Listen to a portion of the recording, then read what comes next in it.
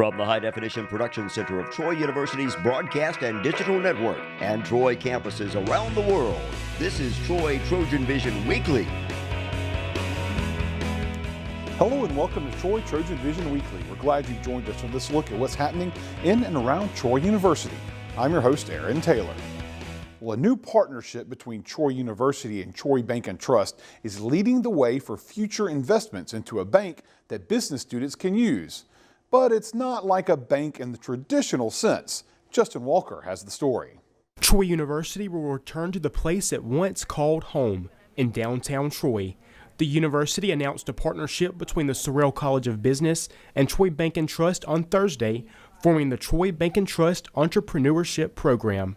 And with this program, a new kind of bank will be established, the Idea Bank. Here at 63 South Court Square in the old Regions Bank building is where Troy University's Idea Bank will be located, where it will host classes, special events, and provide workspace for students. The Idea Bank is the Innovation, Design, and Entrepreneurship Accelerator. So what we wanted to do was to create a single facility that we can bring all of those resources to bear on students at one location so that they can maybe do their classwork and study there, but have a place to go that they can focus strictly on trying to get their business started.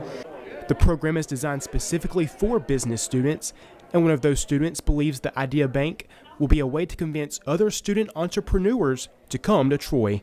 I'm really excited about this project and be able to be a part of creating this center.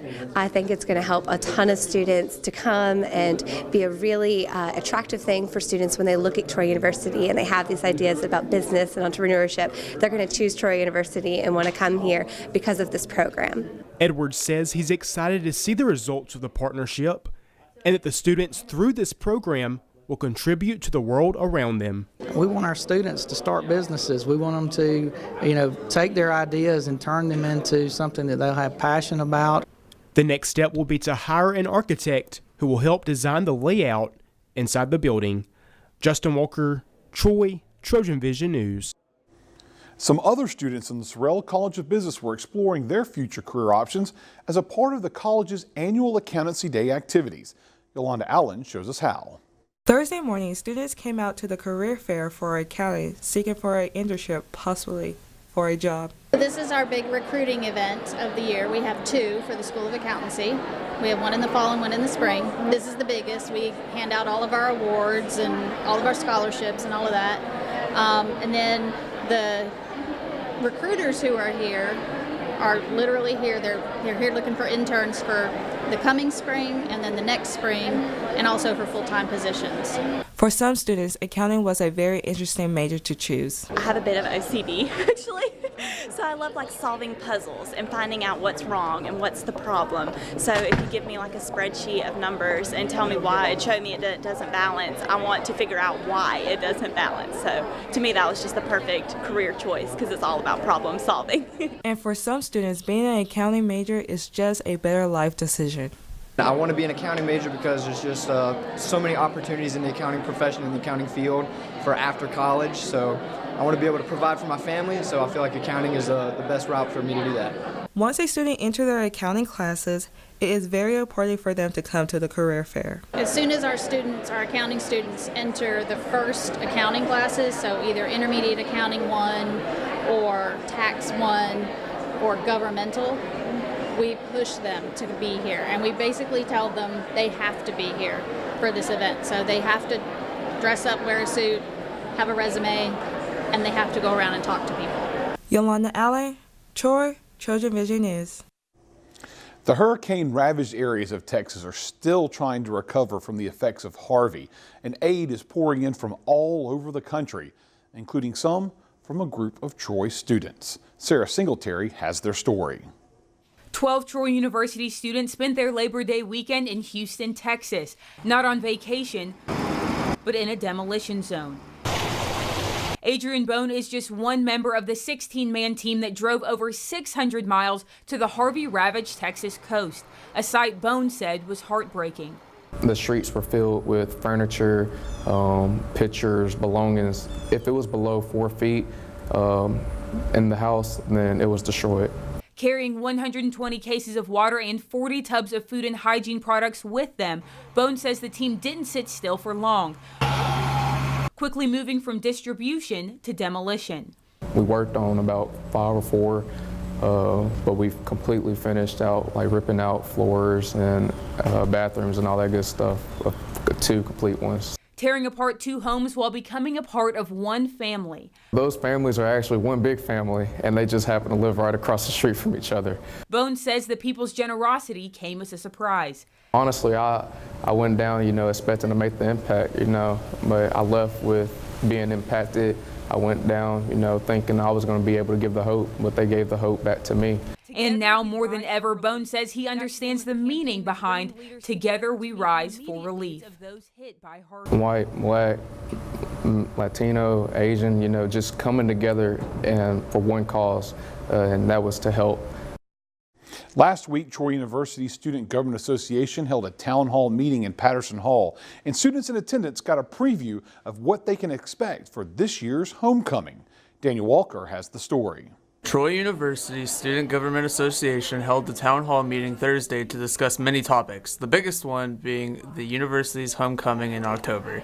Vice President of Campus Activities Douglas Dick explains the multiple activities that will be offered to Troy students during homecoming week. So this year we have a lot of really fun events planned for homecoming. Some new ones that I'll tell you guys about. We're going to actually have a Pie Palooza event where we're going to pass out pieces of pie. We're actually going to have a pie eating contest and even pie some homecoming top 5 candidates in the face. Dick also explains what he hopes that Troy students will take away from the homecoming festivities. I really want students just to feel a deeper sense of love for their university, because being a Troy Trojan really is being a part of a family. And so one of my goals is that students would just really fall deeper in love with Troy. And our theme this year is actually falling for Troy. Oftentimes, students may feel excluded because they don't belong to an organization. But according to Dick, this year's homecoming will change that. One of our goals as a whole committee is to have more effective communication. So we are actually making an all-student homecoming packet so that students can know exactly what they can participate in, what they should be encouraged to go to, and how they can really get involved and get the most out of the week. Daniel Walker, Troy, TrojanVision News. We'll take a short break, but when we return, we'll see how Troy is getting ready for the home football schedule. Stay tuned, we'll be right back. I think what Troy Public Radio does uniquely in this community is take the time to tell longer stories. That's one benefit of public radio, is that we actually have a lot of time to delve into an issue, to delve into a story. We're able to take the time to tell longer stories. And really, radio is such a personal medium and it's such a direct medium that I think when we're doing that, and we're doing it specifically in this community, we're giving you a different perspective on the world and a different perspective on what you need for your daily life. And also bringing you closer to the people that live in your community. Maybe it's not somebody who lives next door to you or even down the street from you. Maybe it's somebody who lives 2 counties over, but you know their story and you know why it's important because you've spent time with them, listening to them on the radio, and a large amount of time. So I think that's what makes Troy Public Radio unique to this part of the world and unique to what we do every day.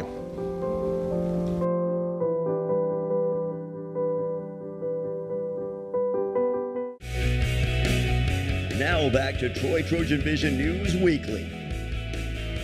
Excitement is building for the start of the Trojan football season, and this year students expect to see some changes that athletics hopes will improve the home game day experience. Anna Kate Patterson has the details. The Trojan football team will play its first game of the season in Veterans Memorial Stadium this Saturday in a game against a team from right up the road, Alabama State. This could mean a possible record crowd for the home opener. You know, I'm obviously very excited about what's taking place, and I think we feel the buzz around Alabama State coming to campus to open up our home schedule, and not only from our fans but from their fans as well. So we think we're going to have a great crowd on Saturday. It's going to be packed. The vet is going to be packed, and so we're trying to take steps to make sure that we can get everybody in and out in a timely, orderly fashion, and make sure everybody gets in there for kickoff and can enjoy the game. But you know, very excited. I think we'll have one of the best crowds we've ever had. And the Troy student part of that crowd will have a little extra room this season thanks to a little shift in the Sound of the South. So we made a permanent change with our band and our student section seating. It's not a drastic change, but what our students will see when they come in is we've moved the band over basically one section in that south end, and we created about 10 or 15 extra rows for our students, which was a couple of hundred seats for them to, they've done such a great job of showing up for every game that we felt like to reward them, we're going to create a little extra space. And so we'll move the band over just a little bit and created another at least half section there for our students to file in. And it'll be even easier for students from all of Troy's Alabama campuses to get into the games this year. They won't need a paper ticket like they have in the past. They'll just have to show a valid ID at the gate and be able to enter for free. Now that the ID system, they've got similar IDs, we'll do the same thing for anybody coming from one of our other campuses. They'll just have to show that valid ID there at the student entrance, and they'll be admitted the same way. And in addition, there will be some changes to parking and traffic for game day. For information about those changes, you can visit the athletics website at TroyTrojans.com. And college students across the state of Alabama sported their favorite colors last Friday in celebration of College Colors Day. Anna Kate Patterson hit the campus to ask Troy students why it was important to them to wear their cardinal in black.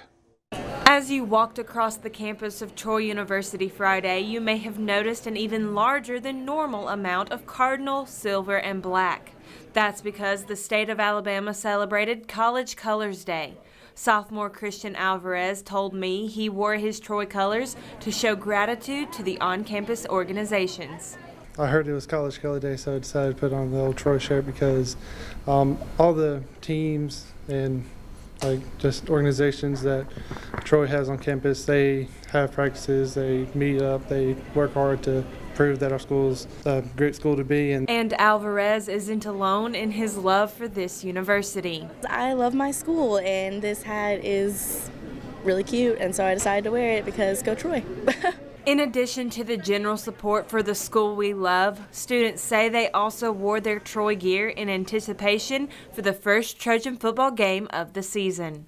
I'm super excited, and I really hope we win and we beat Boise State. I am very excited.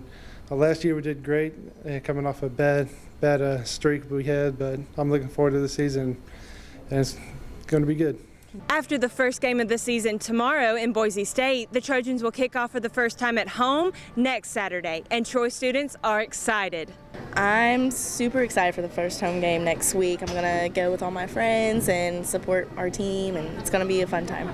I believe it's going to be a big turnout. I think a lot of people are going to show up. I know I have a good bit of friends in the band that they're going to be working hard. They've been working hard a lot since beginning of school. I think it's going to be a great show. I think the game's going to be great. Next week's home game will be against the Alabama State Hornets. Both Troy and ASU's bands will perform at halftime.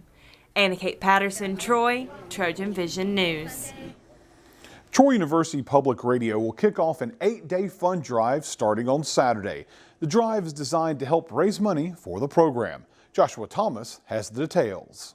This Saturday is the start of the Troy Public Radio Fund Drive. Operations Manager Kyle Gassett speaks on the purpose of the event. Saturday begins the first day of our 8-day fall fund drive. And this is something that we do 3 times a year, where we go on the air and we remind listeners that we are a listener-supported station. The Troy Radio fundraiser will be going on throughout the week, and Gassett explains how return listeners can expect the lineup to play out.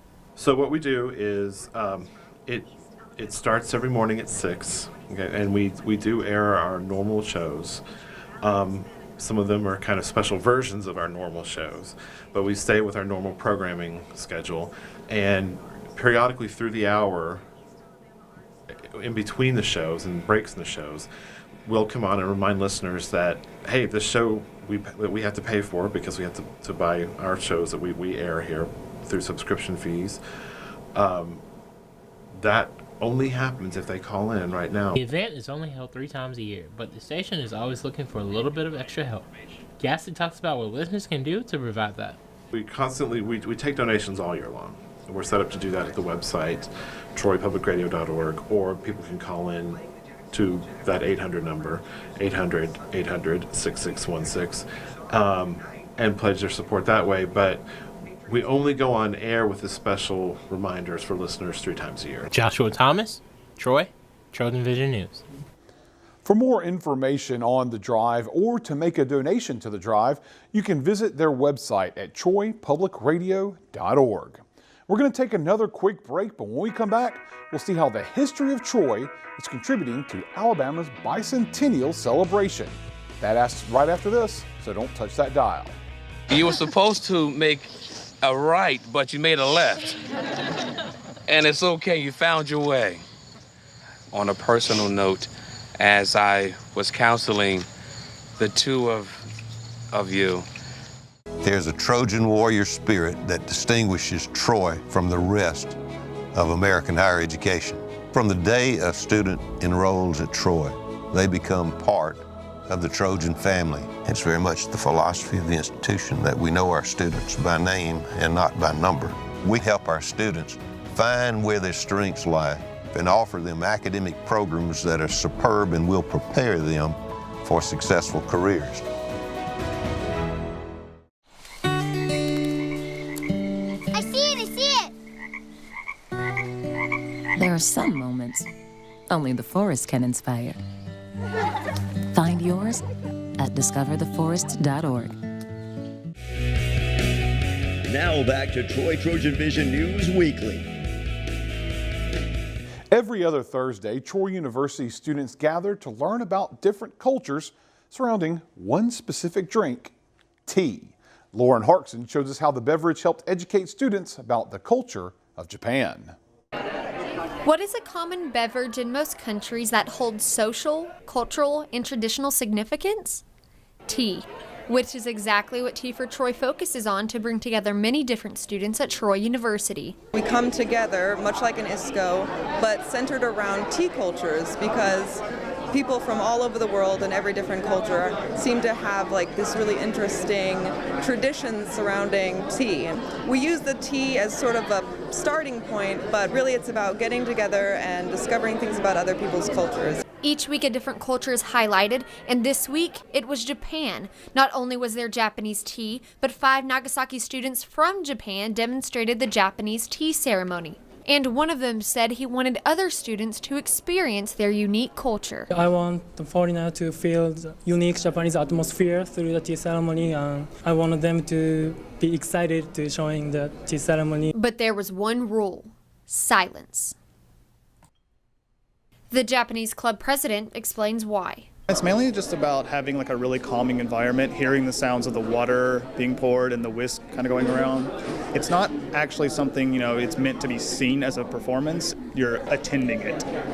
But Tea for Troy is not only about the different cultures, but finding a place where more people can come together as one. I think it's about getting people together, like letting all the international students to have a place to meet more people. Now, Tea for Troy is a social organization that encourages American and international students to mix and mingle, but I'm sure everyone can agree the topic of the night is, of course, the tea. No, it's not. Tea for Troy meets every other Thursday at 7 p.m. in Howell Hall. Lauren Harkson, Troy, Trojan Vision News. Alabama's 200th birthday is fast approaching, and Troy is doing its part in celebrating this statewide milestone. Seth Hawk hit the downtown square to find out how the city of Troy is celebrating history. The city of Troy is beginning celebrations for the state of Alabama's bicentennial by taking residents back in time, celebrating the history of Troy through a heritage walk through downtown. We are so excited about Reunion Troy. Reunion Troy is actually held in conjunction with Alabama's bicentennial, which we're currently celebrating. It's a 3-year celebration, and we're kicking it off with celebrating places. And then in 2018, it will be celebrating people. And in 2019, it will be celebrating our stories. As a part of Reunion Troy's bicentennial celebration celebrating Troy's places, they have put out specific signs all over downtown Troy, like this one right here, detailing specific events in Troy's history, such as a no spitting law in the early 1900s and the fire of 1934 that completely ravaged the place behind me. So part of Reunion Troy has been our Heritage Walk that we currently have going in downtown Troy, where you can visit and learn about local historical sites in downtown, just lots of facts and some things that are just a little fun that you can find out about the history of downtown Troy. According to Wyndham, creating this heritage walk will have a very positive influence on the city of Troy, specifically the downtown area.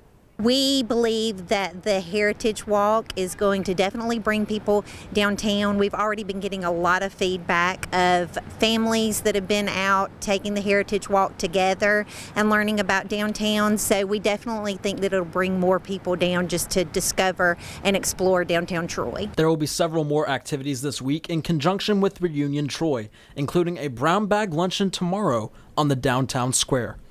Seth Hawk, Troy, TrojanVision News. Throughout the summer, the city of Troy holds a series of free lunch events for the community. Wednesday afternoon, the city held their final brown lunch bag luncheon for the year on the square. Chelsea Law gives us the details. Citizens of Troy gathered together on the square Wednesday afternoon to enjoy a free paper bag lunch together as a community. We have a very diverse group that come, young, old, which is good for the community, and this was all about bringing everybody together, just one, loving each other, fellowshipping, talking, laughing, and just enjoying, And this is what Troy all about. Many of Troy's residents look forward to this event every year, come rain or shine. I have a lot of people meet me in the store, on the streets, on my job. They always come and ask, hey, will it be when the next brown bag gonna be? We're looking forward to it. So that is a good thing. Brown bag has become popular here on the square. People look forward to it, and that's what we're trying to aim for. So the event not only had free lunch, but entertainment and door prizes, all made possible by its sponsors. We have a great support system. Our mayor, city council, none of this would be possible without them. So special thanks to our mayor, Jason Reeves. Thank him so much, and our city council. They always support us in everything that we do. The paper bag event happens every year during the summer seasons. Chelsea Law, Troy, TrojanVision News. Well, it's time for our last break, but when we return, we'll learn about ways Troy students can get involved with activities outside of the classroom. Stay tuned, we'll be right back.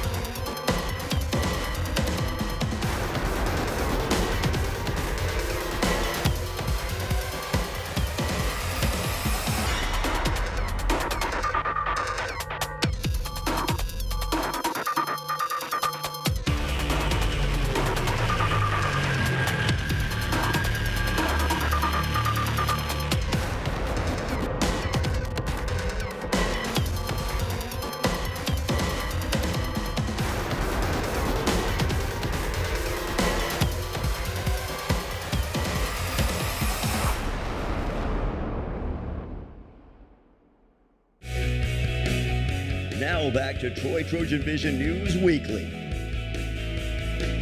Getting involved outside of the classroom can open up some good opportunities for college students. We'll learn how in this week's Trojan Talk. Hello and welcome to Trojan Talk. I'm your host, Aaron Taylor.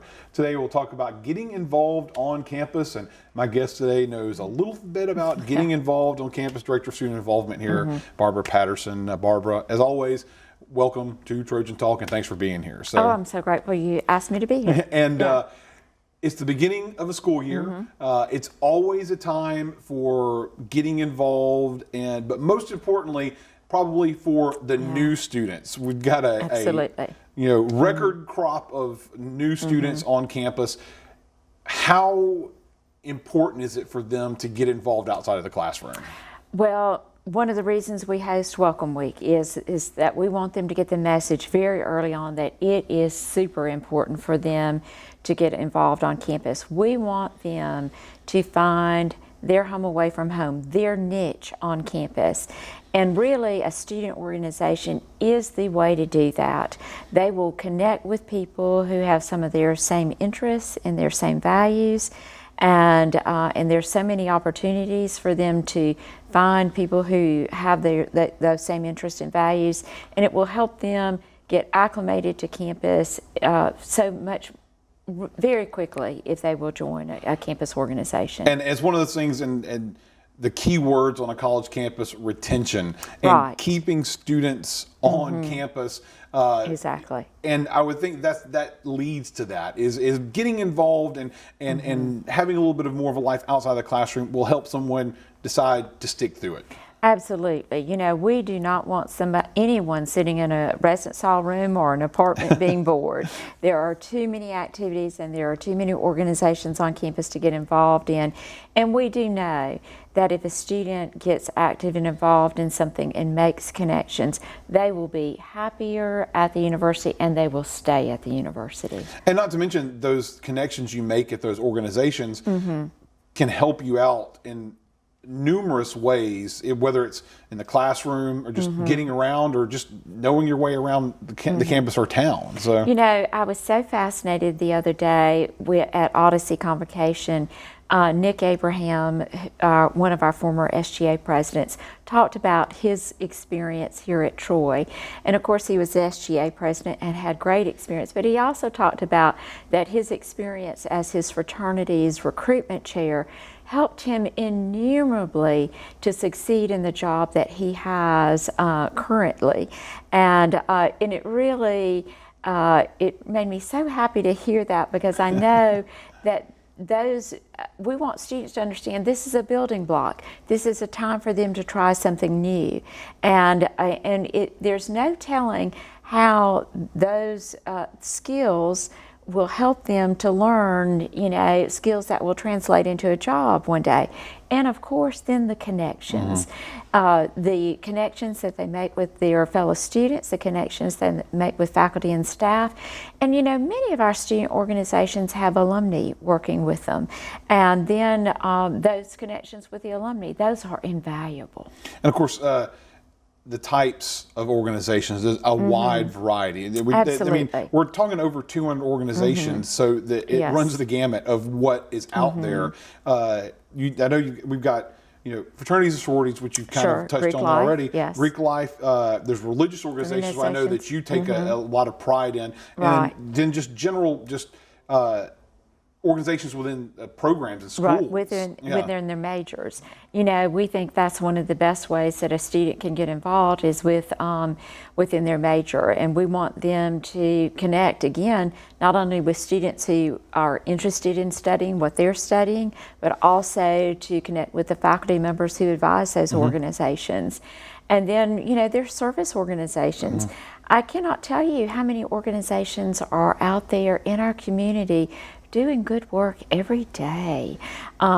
We get so many comments from community people about how much they appreciate the fact that we have student organizations that are out there committed to community service and helping out wherever they can help within the city of Troy.